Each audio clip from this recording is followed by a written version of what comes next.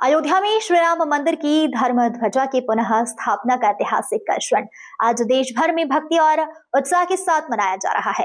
प्रधानमंत्री नरेंद्र मोदी के कर कमलों से संपन्न होने वाले इस पावन अनुष्ठान का सीधा प्रसारण इंदौर के एरोड्रम रोड स्थित विद्याधाम परिसर में विशेष आयोजन के साथ किया गया। इस दौरान साधु संतों की गरिमामयी उपस्थिति रही।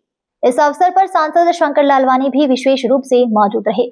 विद्याधाम परिसर को भव्य रूप से सजाया गया। प्रसारण के दौरान साधु संतों ने वैदिक मंत्रोच्चार और मंगल आशीर्वाद भी लिया, जिससे पूरा वातावरण आध्यात्मिक उल्लास का संचार हुआ। स्थानीय नागरिक, सामाजिक संगठनों के प्रतिनिधि और बड़ी संख्या में श्रद्धालु इस पवित्र क्षण के साक्षी बने। धर्म ध्वजा पुनः स्थापना को राम भक्तों के लिए अत्यंत ही आध्यात्मिक और भावनात्मक महत्व का क्षण माना जा रहा है। इसे राम मंदिर निर्माण यात्रा में एक और ऐतिहासिक अध्याय के रूप में देखा जा रहा है।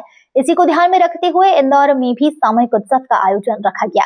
कार्यक्रम के तहत आतिशबाजी, मिठाई वितरण और सामूहिक उत्सव के साथ आयोजन किए गए। ध्वजा पुनः स्थापना पूर्ण होने के बाद सभी उपस्थित जनों को प्रसाद वितरित किया गया। हजारों की संख्या में भक्त इस ऐतिहासिक पल के साक्षी बने। इंदौर में हुआ यह आयोजन राम भक्तों के लिए न केवल धार्मिक आस्था बल्कि राष्ट्रीय गौरव, सांस्कृतिक एकता का भी प्रतीक बना। आज अयोध्या में रामलला के मंदिर पे ध्वजारोहण हुआ है। माननीय प्रधानमंत्री जी ने राम मंदिर पे ध्वजारोहण का कार्यक्रम कुछ ही पलों पहले पूरा किया और इस खुशी में हमारे विद्याधाम में हमारे सभी बटुक, हमारे सभी विद्वानों ने एक उत्साह का वातावरण के रूप में यह उत्सव मनाया है। ये ध्वजारोहण हमारे संस्कृति का प्रतीक है, सनातन संस्कृति का प्रतीक है। ये ध्वजारोहण हमारे धर्म का प्रतीक है। ये ध्वजारोहण हमारे स्वाभिमान का प्रतीक है। करोड़ों लोगों के स्वाभिमान का प्रतीक है। लगभग 450-500 वर्षों का जो संघर्ष था राम मंदिर निर्माण में, वो 22 जनवरी 2024 को पूरा हुआ। रामलला की स्थापना हुई, मूर्ति की स्थापना हुई, लेकिन जो बाकी काम था और मंदिर थे वो पूर्ण आज हुए हैं।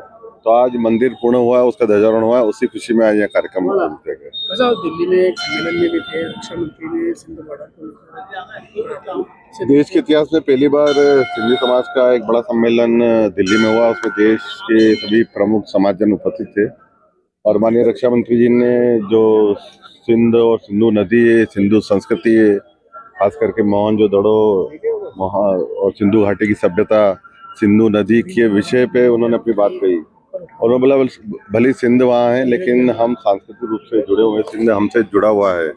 तो इसलिए सिंध सांस्कृतिक रूप से जुड़ा हुआ है। भले आज सिंध हमसे वहाँ दूर है, लेकिन वो दिन दूर नहीं कि कल सिंध हमारे साथ हो सकता है, ये उन्होंने कहा। तो इसको लेके पूरे देश में हर्ष है, खासकर समाज में हर्ष है कि इस प्रकार की बात उन्होंने कही है। एक बहुत अच्छी बात कही उन्होंने। पूरे देश में चल रही है, उसमें कुछ प्रांतों में शुरू हुई है, अभी बाकी प्रदेशों में जाएगी। हमारे शहर में भी चल रही है और इसकी समीक्षा की गई। जो वाकई में मतदाता है उनके नाम होने चाहिए और जो यहाँ के नागरिक नहीं उनके नाम नहीं होने चाहिए। ये सिंपल बात है, सीधी बात है। इंदौर से नेशन टाइम की रिपोर्ट।